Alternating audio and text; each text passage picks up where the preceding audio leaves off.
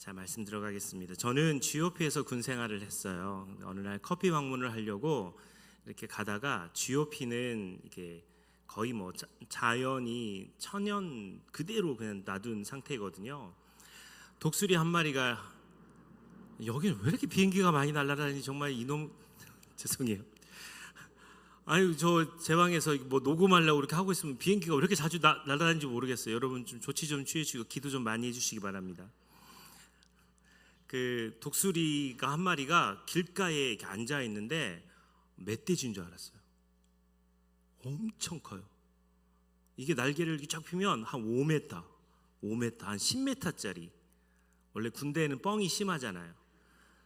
제가 봤을 때는 한 10m짜리 독수리가 앉아 있는 것 같아요. 뭐 완전 야, 쟤한테 잡혀 먹는 거 아니야? 근데 우리나라에는 그런 독수리가 없답니다. 다행이죠.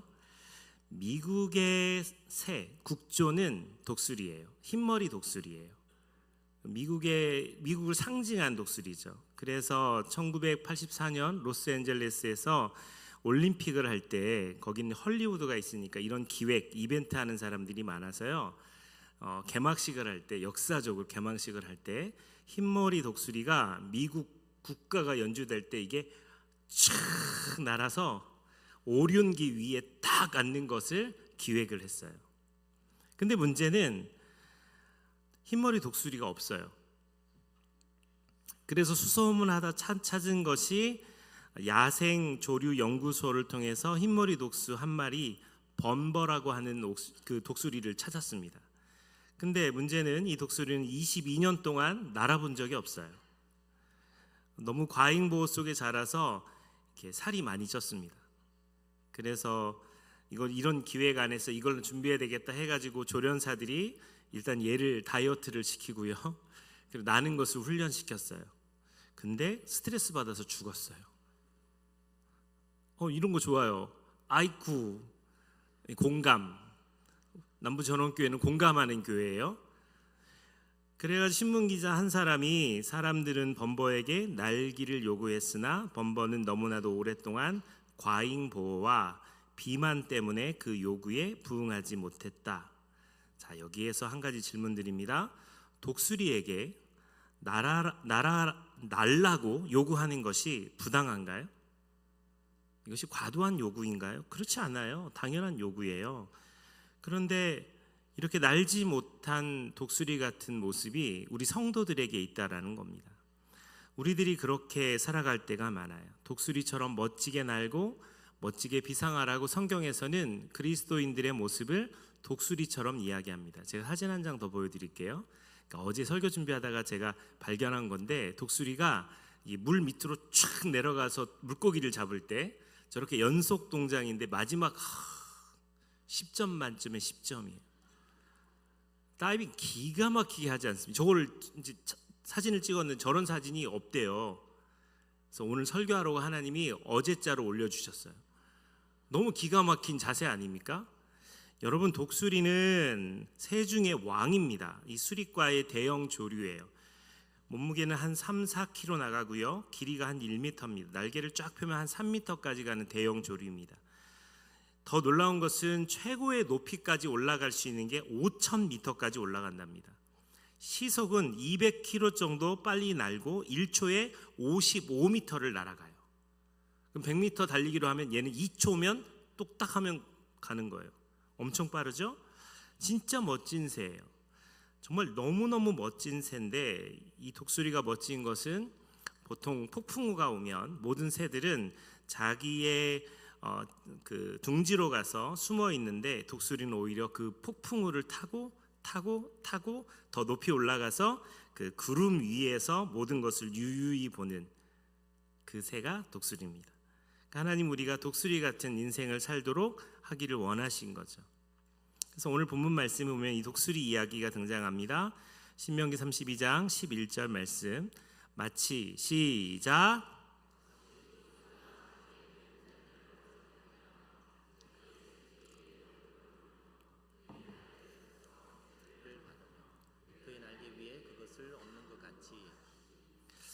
그들은 접근하기 어려운 높은 계곡 그리고 산 높은 절벽 바위 틈에 둥지를 틉니다. 이 새끼를 훈련시켜서 성숙시키기까지 뭐 3, 4년이 걸리는 경우도 있대요. 그리고 이 둥지의 크기가 한 1m 정도 되는데 사람 한 명이 들어가도 끄떡 없을 정도로, 또 무게는 무거운 거는 200kg 정도 나가는 그런 둥지를 갖고 있다고 합니다. 근데 처음에 그것을 세팅할 때 가시가 달린 나뭇가지들을 기본으로 해놓고 거기에 어미가 물어온 깃털, 나뭇잎, 푹신한 상태를 만들어 놓습니다. 근데 오늘 본문에 등장하는 신명기 32장 11절에 보면 갑자기 어느 날 이 어미가 미친 짓을 합니다. 돌았나? 갱년기인가? 이상한 짓을 합니다. 보금자리를 어지럽게 합니다. 성경에 그렇게 나와 있어요. 새끼 독수리가 점차 몸집이 커지고 날아야 될 때가 되면 갑자기 이 어미가 보금자리를 흩어버립니다. 그러면 부드러운 깃털, 그 다음에 나뭇잎 이런 것들이 사라지고요, 가시가 빼쪽빼쪽한 나뭇가지가 등장해요. 새끼들은 갑자기 그 둥지 안에서 불편하기 시작한다는 거예요. 이것은 독수리 새끼가 안주하지 못하도록 깨어 있도록 이 독수리의 어미가 그렇게 하는 거죠.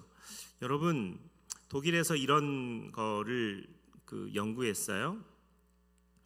자녀가 독립해서 집을 떠난 뒤에 찾아오는 그 느낌이 빈집 둥지 증후군이라고 이런 게 이렇게 있다는 거예요. 그런데 이를 뒤집는 연구 결과가 있는데 그 자녀들이 떠나면 더 행복해진다는 거예요. 할렐루야. 30이 넘고 40이 넘었는데도 그 집에서 같이 살면 부모들이 너무너무 힘들대요. 행복지수가 낮아진대요. 독립해야죠.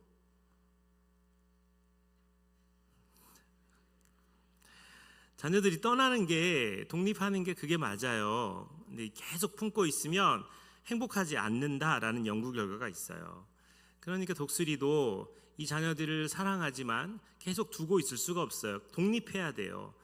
각자의 자기의 삶을 살아야 돼요. 그걸 하기 위해 첫 번째가 보금자리를 어지럽게 하고 가시가 돋는 그 둥지채 두게 한다라는 겁니다.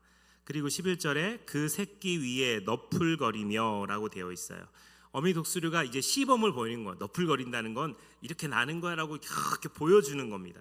그걸 직접 보면서 날개는 저렇게 움직이는 거구나, 이런 시범을 보여주는 거죠. 본을 보여주는 거예요. 또 그 날개를 펴서 새끼를 받으며 어미 독수리는 새끼를 높은 곳에서 떨어뜨립니다. 쭉 새끼를 등에 업고 올라갔다가 툭 떨어뜨립니다. 그럼 새끼가 팍 떨어지면서 날개짓을 하면서 버티는 거죠. 근데 이 새끼 입장에서는 우리 엄마가 도대체 미쳤다, 와 나를 죽이려고 작정했다, 이렇게 느낀다는 거죠. 근데 어떻게든지 살아보려고 바둥바둥 하면 이게 떨어져서 바닥에 닿기 전에 사포시 받아서 다시 올라갑니다. 그리고 툭 떨어뜨리는 거죠. 이 훈련을 독수리가 한다는 겁니다. 떨어뜨림은 고난과 연단을 이야기하죠. 시편 37편 24절 같이 한번 읽어보겠습니다. 시작.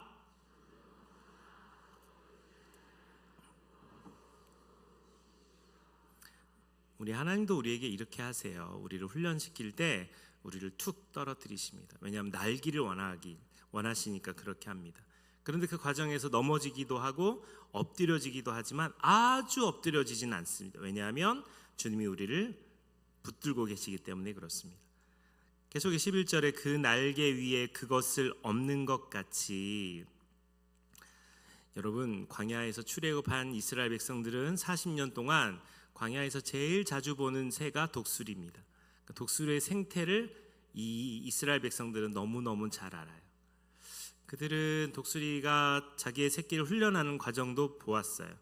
그래서 모세가 이 본문 말씀을 통해서 이들에게 익숙한 이야기를 전달하면서 주님이 우리를 그렇게 하셨노라고 계속 반복해서 설명하는 겁니다.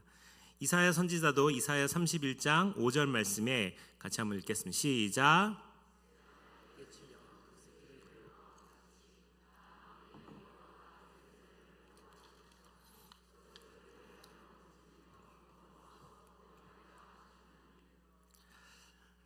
전 초등학교 5학년 때 조류원을 제가 담당했어요. 학교 운동장에 있는 조류원에는 큰 새장이 있고 그 안에 사람이 들어가서 합니다. 이제 저희 집이 학교에서 가깝다는 이유로 방학 내내 제가 모이를 주는 일을 한 거죠.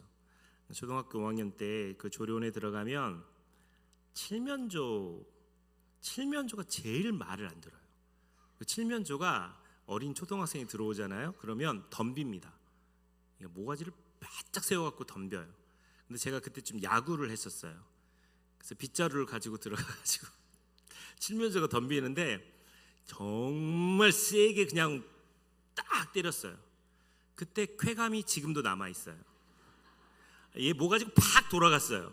그 다음부터 진정한 제자로 칠면조는 제가 들어가면 오셨습니까? 인사하고 공작도 키우고 뭐 여러 가지 있는데 독수리가 있었어요. 이렇게 큰 독수리가 작은 독수리가 있었는데 되게 멋있어요. 그러니까 그런 새들을 가까이 둬서 봤던 경험이 있고 또 이스라엘 사람들도 그와 동일한 이 경험이 있는 거죠. 근데 지금 모세가 이 본문에서 이야기한 것은 40년 광야 생활 끝바지에 하나님을 찬양하는 노래를 부르면서 독수리 이야기를 꺼냈거든요. 근데 이 이야기는 출애굽한 지 3개월 만에 하나님이 이들에게 하신 이야기예요. 출애굽기 19장 4절 내가 애굽 사람에게 어떻게 행하였음과 내가 어떻게 독수리 날개로 너희를 업어 내게로 인도하였음을 너희가 보았느니라 이렇게 이야기합니다. 그러니까 모세에게 거기서 빠져나왔어요.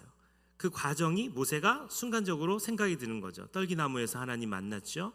그리고 난 다음에 10가지 재앙을 자신의 손으로 직접 다 했었어요.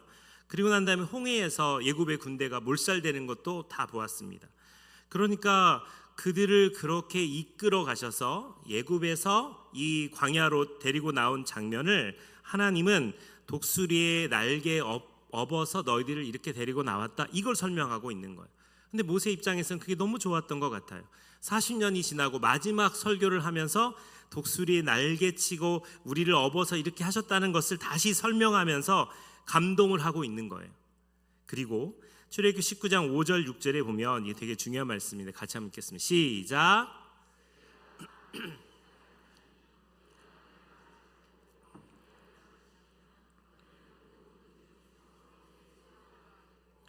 너희가 내게 대하여 제사장 나라가 되며 거룩한 백성이 되리라.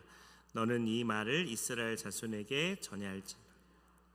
내가 너희들을 독수리의 날개에 얹어서 이렇게 옮긴 것처럼 내가 너희들을 특별한 소유, 보물, 모든 민족을 중보하는 제사장 나라, 세상에 빛을 비추는 거룩한 백성으로 삼겠다 이 이야기를 하고 있는 거예요. 독수리의 날개에 업어서 이렇게 옮긴 이유는 너희들은 보물들이야. 너희들은 중보하는 제사장 나라야. 그리고 너희들은 이 세상에 빛을 비추는 거룩한 백성이야. 이것을 이야기하는 거예요. 불과 3개월 전까지만 해도 그들은 노예였어요. 거지 같은 근성을 갖고 있던 사람이었습니다.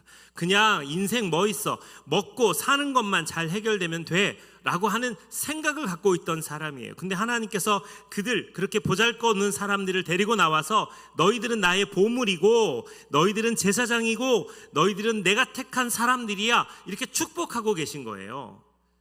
그러니까 독수리의 날개로 업고 간다는 이야기 뒤에는 하나님께서 우리를 어떻게 생각하는지를 보고 있는 겁니다. 마태복음 18장 10절에 보면 삼가 이 작은 자 중에 하나도 없인 여기지 말라라고 하는 이야기가 있고요. 마태복음 18장 14절에 보면 이와 같이 이 작은 자 중에 하나도 잃은 것은 이라고 되어 있어요. 여기서 공동번역 성경으로 이것을 보면 이 작은 자는 보잘것 없는 이라는 뜻을 갖고 있습니다. 이것을 헬라어로 이야기하면 미크론이에요. 미크론은 보잘것 없다라는 뜻인데 이것은 마이크로라고 하는 뜻을 담고 있습니다. 0.0001mm 100만 분의 1 마이크로 이 작은 단위를 이야기해요. 그러니까 하나님은 정말 하찮고 보잘것없는 우리 같은 존재를 업신여기고 무시당하는 존재를 들어서 존귀한 존재로 만드셨다라는 겁니다. 할렐루야. 그래서 우리가 주님이 나를 독수리의 날개로 업고 우리를 옮기신 과정을 우리 성도들은 간증할 수 있어야 돼요. 그걸 고백할 수 있어야 돼요. 오늘 저희 움직이는 교회 우간다 선교사님이 함께 이 예배당에 왔어요. 저랑은 한 19년 같이 사역하신 선교사님이신데 그 선교사님은 일단 목소리가 커요. 그리고 웃음소리가 호탕합니다. 너무 듣기 싫어요. 그래서 우리 이태한 팀장님이랑 저랑 또 그 선교사님이랑 또 우리 팀들은 같이 있으면 기빨리는, 제가 이제 그 얘기를 막 설명했어요. 그래서 어제 그 고성훈 목사님이나 서상교 목사님이랑 같이 이제 탁구도 치고 막 그렇게 잠깐 교제를 했는데 고 목사님하고 서 목사님이 기가 빨렸어요. 그런데 왜 그분은 그렇게 자존감이 높은가? 어렸을 때 아버지가 너무너무 사랑했어요. 우리 딸을 미스 코리아 된다고, 그리고 책들을 머리에 이렇게 탁 얹어 걸어보라고. 저도 이거 했었던 기억나요. 머리 얹고 똑바로 걷는 거 안 해보셨어요? 얼굴이 못생긴 사람 이런 거 안 시켜요. 어렸을 때 얼굴이 이쁜 사람만 이거 하고 한번 걷게 하는 거죠. 그거 시키고 우리 딸 너무 예쁘네, 그리고 아빠가 꼭 끌어안고 업어주고, 그러니까 엄마가 시기 질투하고 나중에 너는 커서 외교관이 될 거야 라고 칭찬하고 막 그러셨다는 거예요. 아버지가 중학교 때 간암으로 세상을 떠나셨어요. 그럼에도 불구하고 아버지가 주셨던 그 사랑이 자존감을 높인 아주 큰 계기가 된 거죠. 여러분, 누군가가 여러분을 사랑하고 그만큼 사랑을 많이 주면 많이 줄수록, 많이 받으면 많이 받을수록 자존감이 높아집니다. 그게 우리 하나님이시면 너무너무 좋죠. 김주환 교수의 회복 탄력성 이야기에 보면 하와이에 카우아이 섬이 있는데 거기에 1955년 태어난 아이 700명을 조사하기 시작합니다. 그리고 그 중에서 열악한 아이들을 201명을 50년 동안 집중 추적해서 연구한 결과가 있어요. 정신질환자, 알코올 중독자, 이런 부모를 둔 또 심각한 가정 불화가 있는 열악한 환경을 봤더니 예상했던 대로 129명은 문제 아이가 됐습니다. 그런데 72명의 아이들은 희한하게도 그런 환경에서도 문제 아이가 되지 않고 범법자가 되지 않고 모범적이고 사회생활도 잘했다는 겁니다. 그래서 연구의 방향을 틀었어요. 그럼 왜 이 72명은 이렇게 잘 살까? 그랬더니 놀라운 결과가 나왔는데 단 한 사람, 진심으로 사랑으로 대해준 단 한 사람, 그 한 사람이 이들을 믿어주면 이들은 잘 산다라는 거예요. 믿어주고 사랑해주는 단 한 사람, 그게 엄마 아빠가 아니라 할머니 할아버지일 수 있고 먼 친척이나 선생님이나 이웃이나 교우일 수 있어요. 그렇게 단 한 사람이 믿어줘도 그 아이가 삐뚤어지지 않고 잘 된다는 거예요. 제가 좋아하는 의사 선생님 중에 벤 카슨이라는 사람이 있습니다. 그 머리가 붙어 나오는 기행, 그 쌍둥이인데 뱃속에서부터 머리가 붙어가지고 나오는 쌈쌍둥이가 있어요. 이 쌈쌍둥이를 외과 의사가 이 뇌가 손상당하지 않게 이렇게 잘 분리하는 수술이 되게 어려운 수술이거든요. 그걸 최초로 성공한 사람이 벤 카슨이에요. 흑인입니다.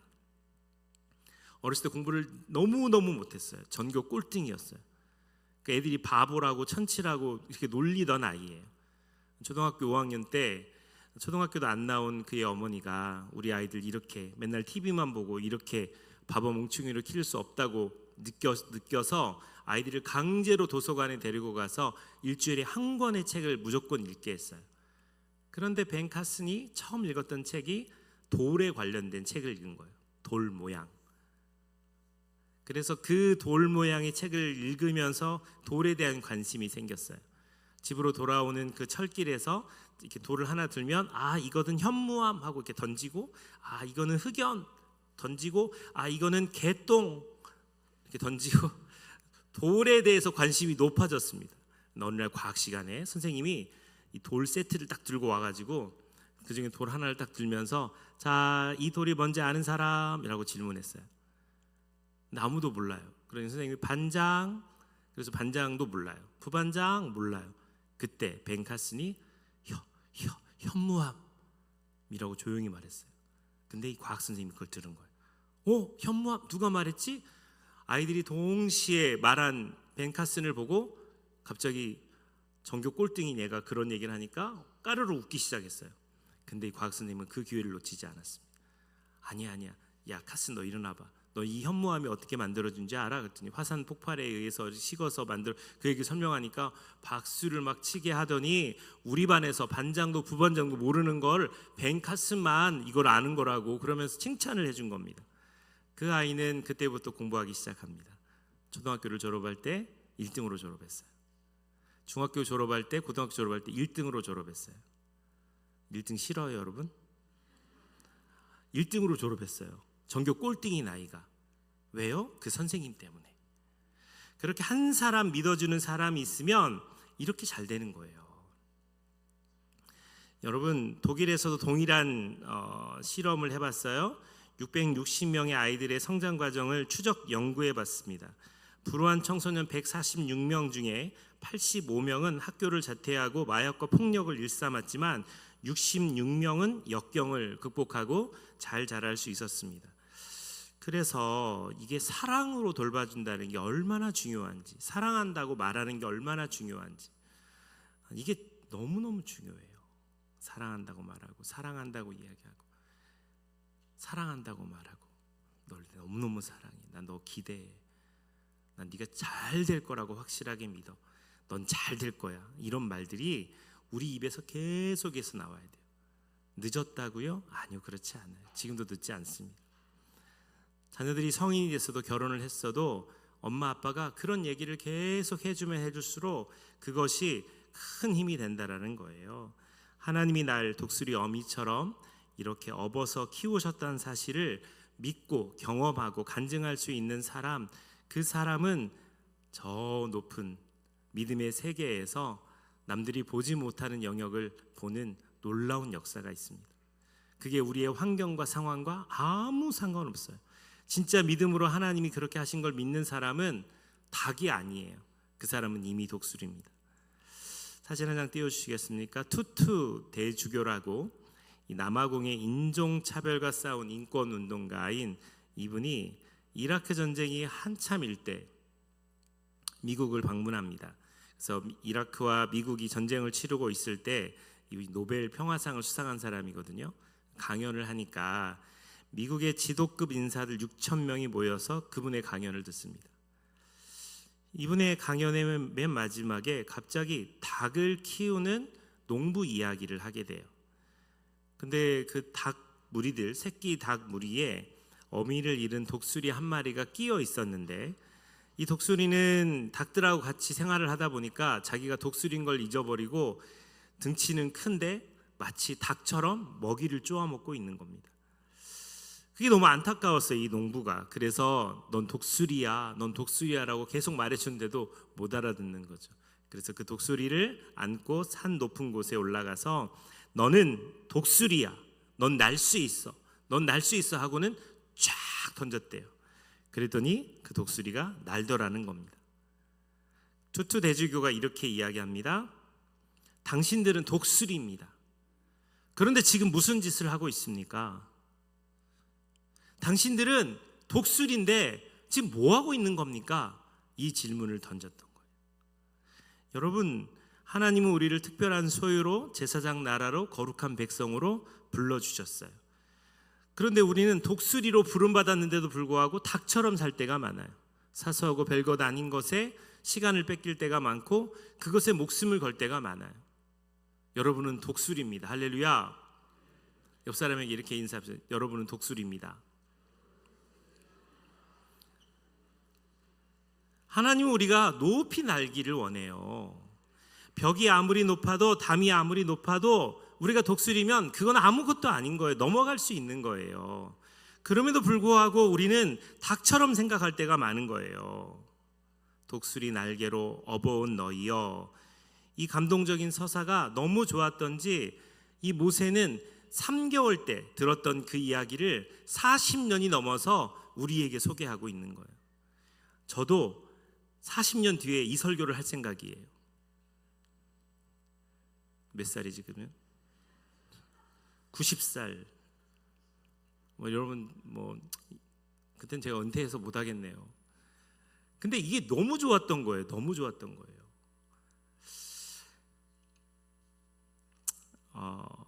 반주해 주시죠.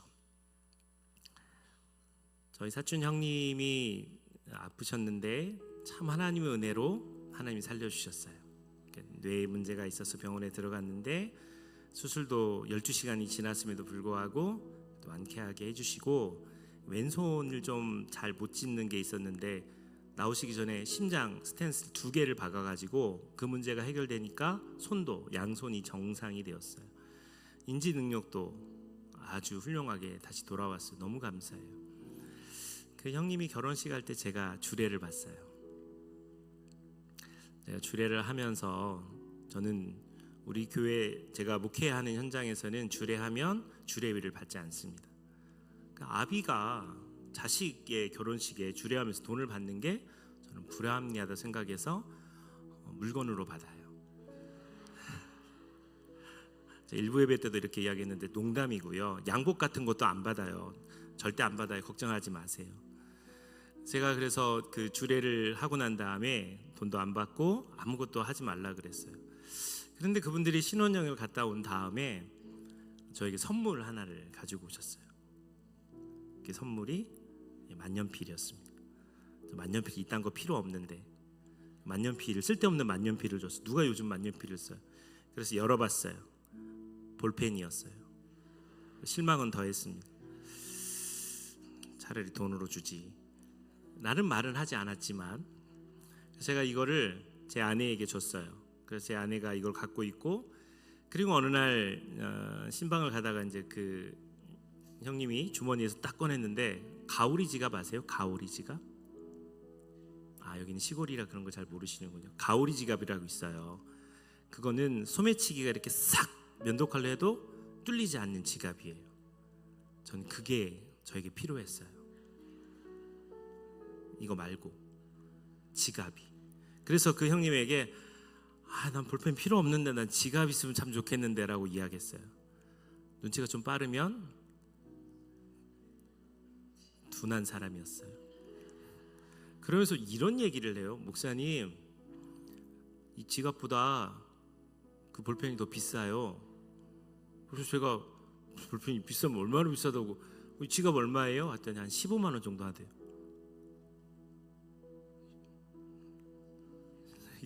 이게 15만 원보다 비싸다는 거예요. 그래서 제가 얼마 한대요? 그랬더니 안 알려줘요. 20만 원 해요? 그랬더니 더 돼요. 이게 20만 원 더 된다고? 제가 30만 원 해요? 그랬더니 더 된대요. 그래서 제가 막 흥분하기 시작했어요. 그래 나중에 알고 봤더니 340불짜리 그냥 편하게 하면 34만 원짜리 만년필 볼펜인 거예요. 곧바로 제가 제 아내에게 전화했어요. 그거 어딨냐고. 근데 제 아내가 왜요? 얼만데요? 하더니 안 주는 거예요. 제가 그래서 훔쳤어요. 그리고 익산의 몽블랑 대리점에 가서 저기다가 노지훈이라고 이름을 새겼습니다. 저 이거 함부로 안 들고 다녀요. 설교할 때만 가끔 들고 다녀요. 이거 소개하고 난 다음에 성도들 눈빛이 이상해져요. 이걸 잘 보관해 놨는데 어느 날 설교하고 왔더니 큰딸인 윤지가 그때 어릴 때였는데 이 볼펜을 이렇게 들더니 분신사발을 하고 있는 거예요.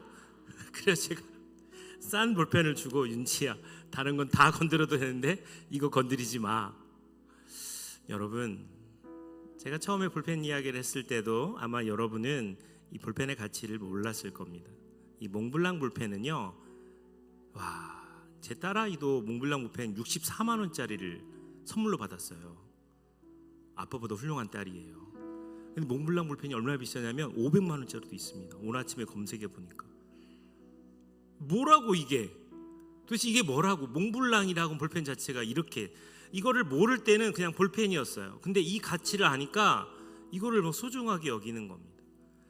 우리의 인생이 그래요. 우리의 가치가 얼마짜리인지 모를 때는요 뭐 예수님이 나를 뭐 고난을 주셔 뭐 독수리에 뭐 등을 태우고 올라가시 이런 가치를 잘 몰라요. 진짜 하나님이 우리를 너무너무 사랑해서 너희는 나의 보아야 보물이야. 난 너희들이 이 세계를 중보하는 제사장 나라로 너희를 불렀어. 난 너희들이 세상의 빛과 소금에 대한 내 백성이 되기를 원해. 주님이 말씀하시는 거. 그리고 우리를 특별하게 대우하시는 겁니다. 그런 존재들인데 그렇게 못 살아요. 그렇게 못 살아요. 당만 되면 좋게요. 참새도 되기도 하고 우리 잡새도 되기도 하고 엉망진창으로 살아요. 주님은 우리가 저 높은 창공에서 아무리 어지러운 세상 속에서도 자유롭게 날아다니면서 그 모든 것을 보기를 원하시는데 우리는 여전히 날지 못하는 새로 살 때가 많다라는 겁니다. 사랑하는 여러분의 인생을 살다가 어느 날 뒤를 돌아봤을 때 주님이 나를 독수리의 날개에 업고 이곳까지 인도하셨노라고 간증했으면 좋겠어요. 하나님 우리를 눈동자처럼 지키시고 사랑하시는 분임을 잊지 않았으면 좋겠습니다. 그래서 모세가 회상했던 그 내용들처럼 우리들도 주님이 우리를 날마다 지키시고 보호하신다는 사실을 잊지 않는 저와 여러분이 되기를 주님의 이름으로 축원합니다. 하나님은 너를 지키시는 자, 우리 찬양 같이 부르면서 주님 앞에 마음을